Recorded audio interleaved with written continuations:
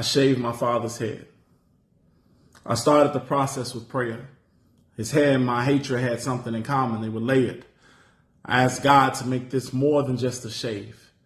Honestly, I prayed for our relationship to be saved. I applied a warm, wet towel from the nape of his neck to the front of his brow. I don't know how I did it.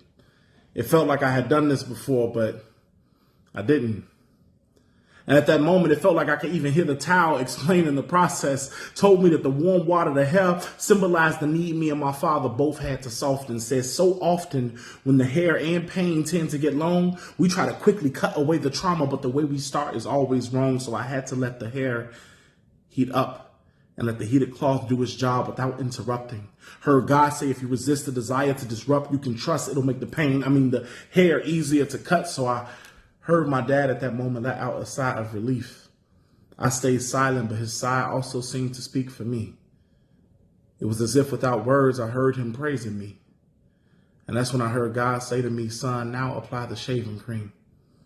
And that seemed redundant. I just used hot water for the situation, but that's when I heard God say, nah, son, be patient. This relationship is going to need a little more lubrication. I just wanted to start cutting and get it over with.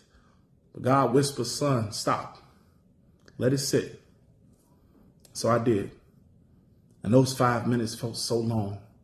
Reminded me of all the days I waited for my dad to come home. I was seething at the teeth, damn near lost my mind. And when my spirit finally calmed, I heard God say, now it's time. And my goodness, this became the easiest of all shaves.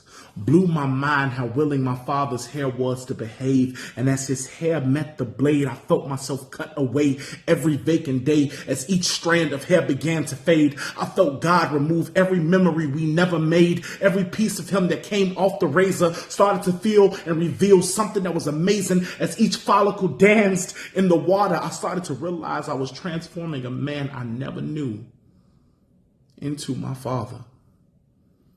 See, this wasn't about a clean cut with a smooth finish. This was more like divine intervention. This was 6-year-old Chris healing from what hurt him. This was my dad unloading his burdens. What I heard was, hair is the closest thing in this world to hatred for sure. Because the longer we seem to let it go, the longer it'll grow.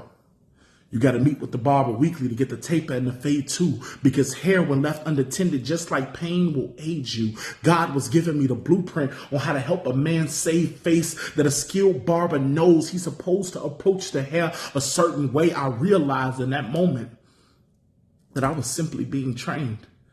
You see, if you approach things without thinking, you might tend to go against the grain. That's why we got so many bumps that happen in our life. And that's what gives us the pain. He told me talking was the therapy and forgiveness was the aftershave. I shaved my father's head today.